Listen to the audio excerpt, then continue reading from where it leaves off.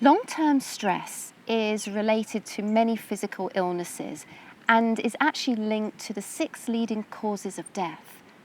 Over 75% of all GP appointments are about stress-related ailments. But imagine if you could reduce your stress with a YouTube video. Today, I'm going to be talking about whether yoga can reduce stress and whether it's something you can be using in your fight against stress.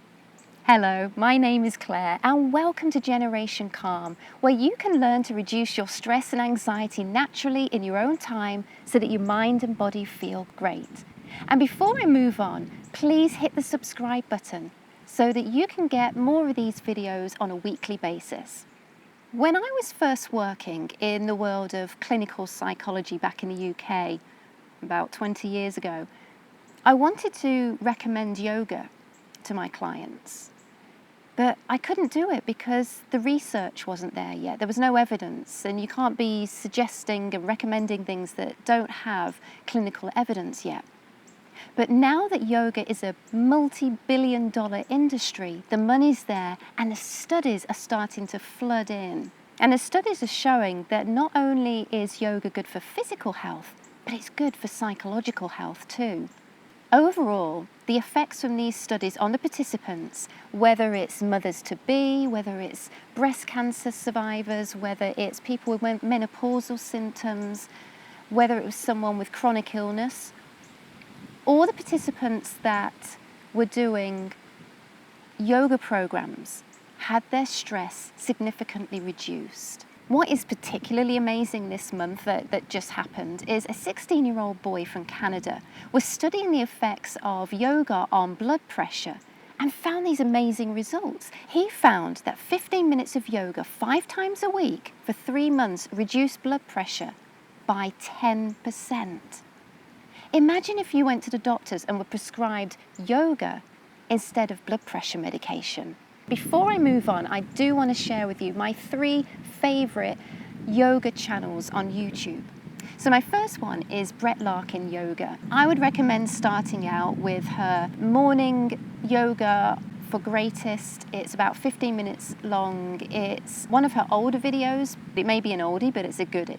My second one to recommend would be Yoga Candy. Now, she's a newer channel that's just popped up in the past year. I've got to say she's a very compassionate teacher, and somehow through the lens of the camera you feel like she's really talking to you.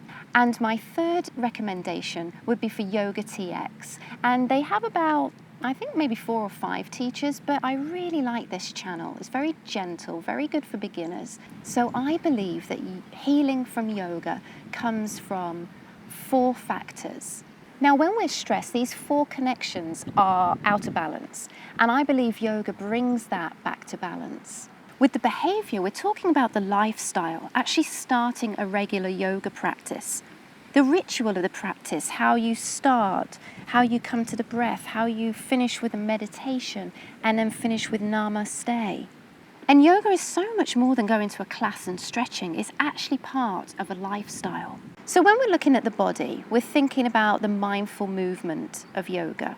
It encourages body awareness, lengthening and stretching the muscles, breathing techniques, always being reminded to come back to the breath. And this is the most important thing that I could find from the research, increased Gaba levels. You might be wondering, what on earth is Gaba? It's actually an acronym for a neurotransmitter that naturally, if it's increased in the body, will naturally reduce stress in your body. And yoga has been linked to increased levels of this Gaba. That's what drug companies, the anti-anxiety drugs do. They do it artificially. Yoga does it naturally. How amazing is that? When we're looking at the social aspect, even though you might be joining in these yoga classes online, at home by yourself, you actually are engaging with the yoga teacher. You're even engaging with others on YouTube, the community that's in the comments section.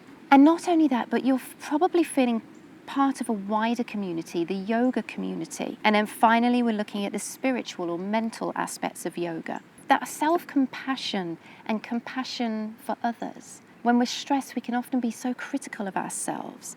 It teaches us to be more mindful, And of course, we use meditation within yoga. So like I said, when we're stressed, those 4 connections of our body, the body, behavior, the social, the spiritual aspects, they're all a little bit out of whack, but yoga seems to bring it all together and strengthen those connections. So in conclusion, yes, yoga does indeed reduce stress. The evidence is there.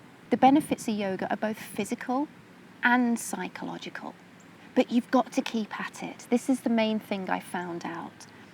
You can't just try yoga for a couple of weeks and be done with it. You need to stick at it if you want to reap any rewards for reducing stress. And you might think because you're stressed you haven't got the time to do it, but please make time to include yoga as part of your stress reduction techniques. Now, of course, yoga shouldn't be replacing any recommendations that your doctor, a traditional doctor, is giving you, but there's absolutely no harm in starting yoga as part of reducing your stress. Now, if you have any physical issues, I would recommend going to see your doctor first, make sure you're physically okay to go ahead. You might want to go to an actual class first of all, just to make sure that you're getting all the moves right. But I'm telling you, there are so many good yoga classes online for free on YouTube that you really don't even need to leave the house to be able to incorporate this. So thanks for watching. Let me know in the comments section whether you use yoga or whether you have a favorite YouTube yoga channel that you could recommend to me. So thanks for watching, and I'll see you again soon. Bye.